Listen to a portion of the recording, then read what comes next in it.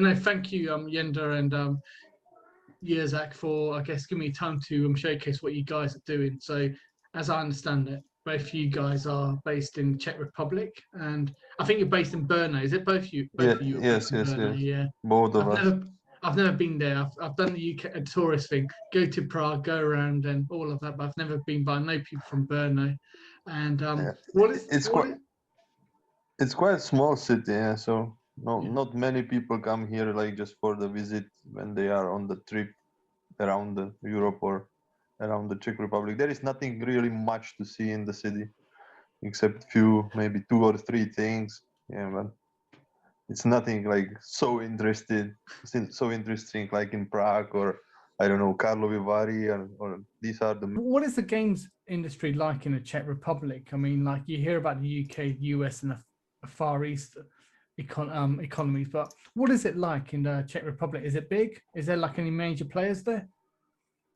I think if I can start, I think it's quite good. I don't know if you know, there are few companies like based on the Czech Republic. I know maybe you heard about the Mafia, the game.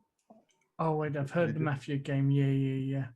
Yeah, so this one is basically from the company based here in Czech Republic, and then there was the Kingdoms Come Deliverance, the game. Like it's the new one basically. So this is also from one Czech gaming studio. So I mean, there are big fishes. There is also plenty of small fishes like us because we are not yet really true studio like who is making money of selling the games and stuff, right? We are in the very beginnings, but hopefully we will get there one day, maybe. Not sure if with Gula or maybe with next game or something, but we will definitely be trying. And like, just sorry, as Jerzak said, I think like it's quite nice here about the game development in Czech Republic. As he mentioned, the game Mafia, it was based by Solution Softworks, transformed to the Take-Two, and nowadays like Hangar 13. These companies based also on Brno, so they are hiring people here and making some Mafia 3 or some other game. Yeah. The next one, which Jerzak mentioned, it was the Warhorse Studio. Maybe you know that. It's the Kingdom Come Deliverance, so some big shot on the RPG market, like RPG without the dragons and wizards, or how it was. There is also like a few bigger, not so giant one, like Bohemia Interactive. Maybe you know some like DayZ, the game, survival game. They are successful. And Operation Flashpoint, maybe. Yeah, and Operation Flashpoint. It begins everything by this one. They are also based here in Brno to do the game development. And maybe you know some other big one. It's Madfinger, which means like the mobile developer, also based here in Brno. And they are making, Shadowgun Legends, mostly the tablets game based on Unity. And they look pretty nice. They are cooperating with the NVIDIA, so they have some showcase and everything is shiny. And also there is 2K Czech, right? A little bit more about Straitjacket Entertainment, I guess, like how long it's been running for and the reason behind why you've set it up. You want to start, Jenda, or should I? Maybe you should. Okay, so basically, I was like interested always in the strategy games, and like 7 or maybe 8 years back, there were like no strategy games on the mobile phones whatsoever. There was not the Clash Royale, or how is it called? No Kingdom Rushes. No, it was basically the market was just flooded with the tower defenses. And if there was some attempt to do the strategy game on the mobile phone, it was always like an attempt to do it one-to-one mapping. Like, what do you have on the computer? They didn't adjust any control of the game whatsoever. They just tried to emulate the mouse on the mobile phone. So I was like, hey, screw that. I like my strategy games. I want to play them on the mobile phone as well. But there is none. So I started developing one I like was working with Jenda in the previous company, and Jenda saw it. He What was liked the name of it. that company? It Jerzak? was it was Pixmania. Okay. And then they were bought by the Dixon's Carrefour. Okay. Or Carrefour. I don't know how to pronounce the name A of French company. Yes, the Pixmania was the French company, and then it was acquired by Dixon's. Okay. And at that time, I moved to the different company because I didn't like working in PHP and stuff like that. It was crazy. Sure. So it basically we started working like that on the game together with Jenda, and also there was one graphic guy. It was Marek, and he started to paint the initial graphics for the game. And then we decided, hey, like we will in the future want to have some Kickstarters. We will want to have Patreon. We will want to have maybe some unlocks in the game, like no advertisements and stuff like that. So Jenda said, okay, hey, I have my company, which was, what was the name? FY or FV? It was Future Vision in the beginning. Yeah.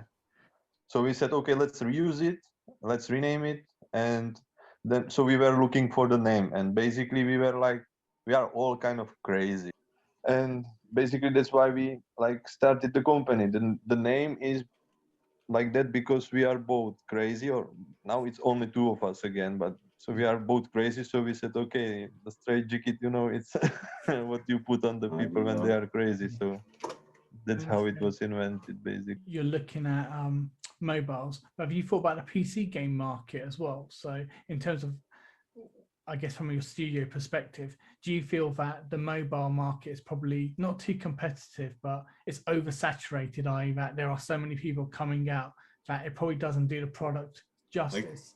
If I may say something, this one, so I think the mobile market, it's totally pushed in some direction, like do everything quickly. It needs to be shiny. People are not thinking in some complex and deep game mechanics because everybody is playing the game for like, I don't know, 10 minutes, 15 minutes maximum.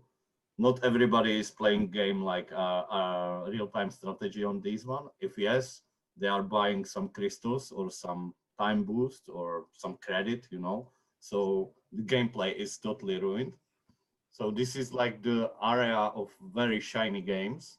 And there is also some indie game developer like us that they are thinking on different way. Like we don't want to put in-app purchases to touch the gameplay, which means that it's totally different approach and totally different area where we want to go.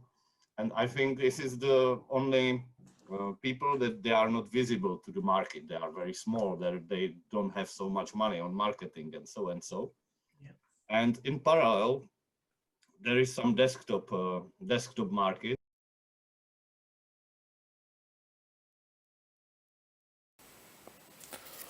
So hello guys, I just want to introduce you our game, which is called Planet Gula.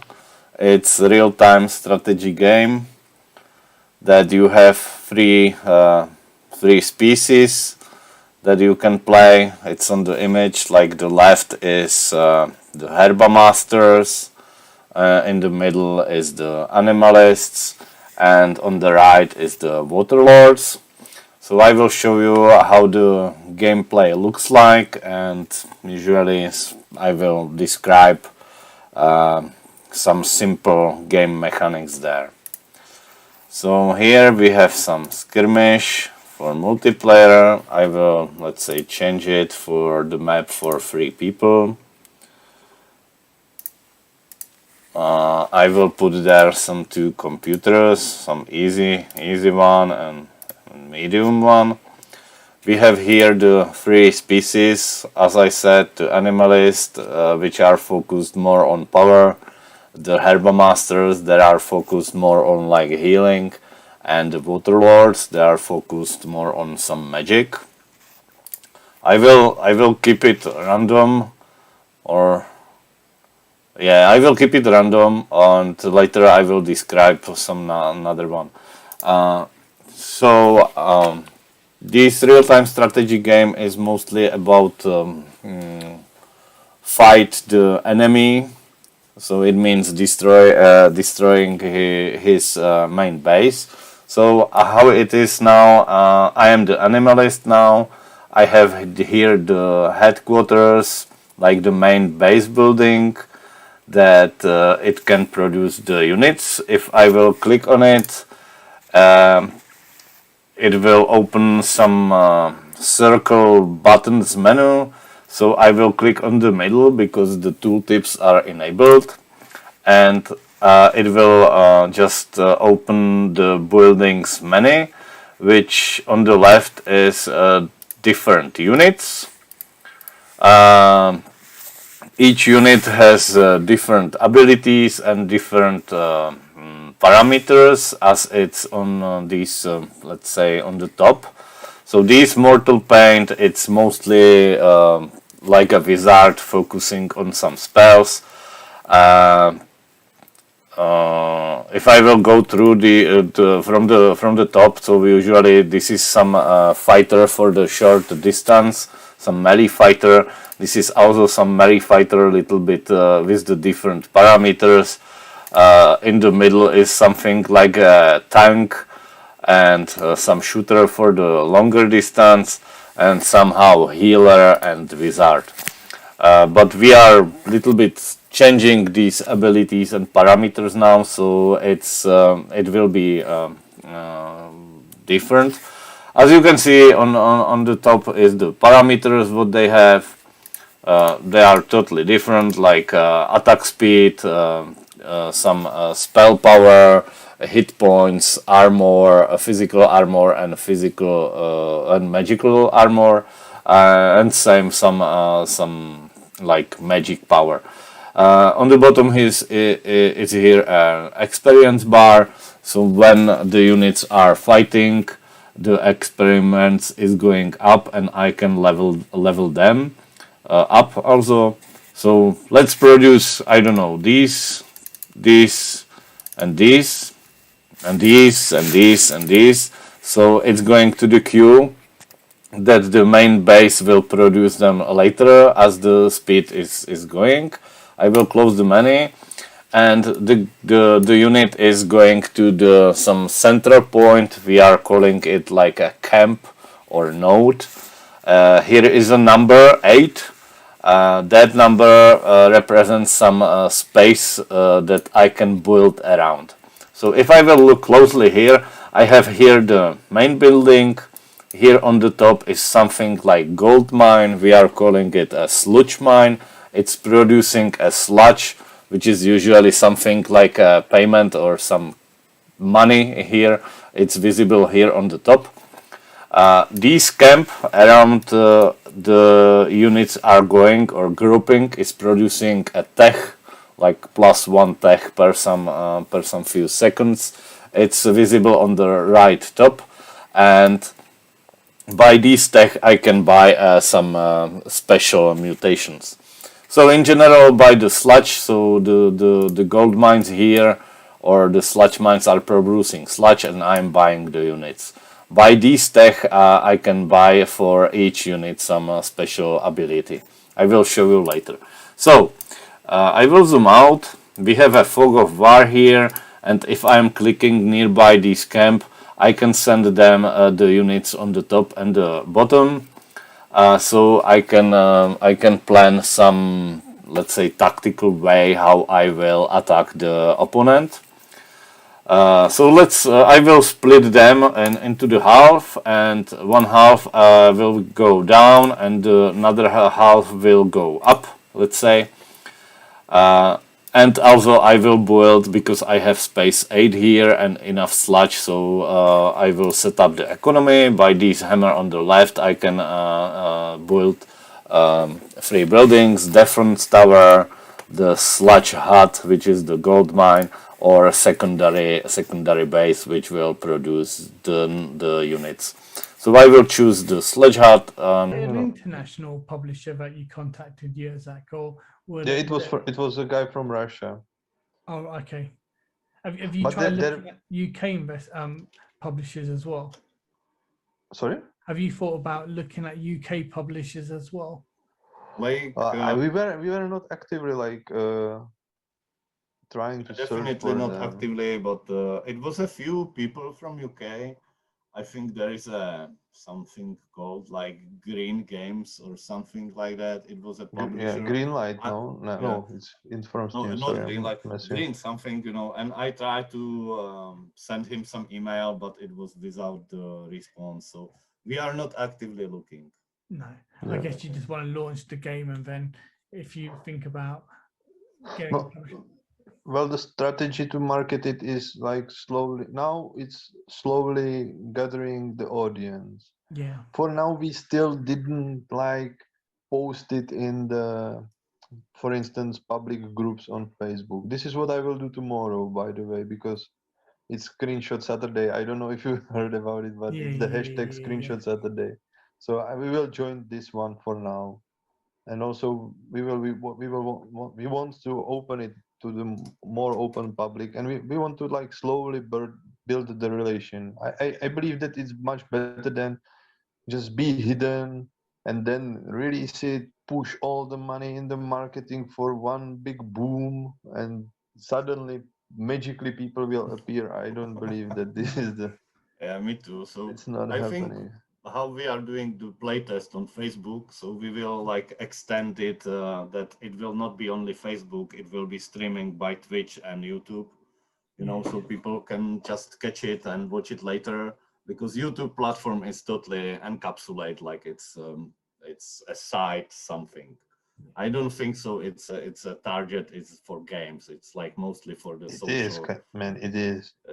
Okay. It's also for the games. Like So- currently the streaming on YouTube is getting bigger and bigger, and basically what's the biggest benefit of YouTube for now is No, that I'm if not you meaning stream on YouTube, YouTube, then I you mean don't need Facebook, to you know.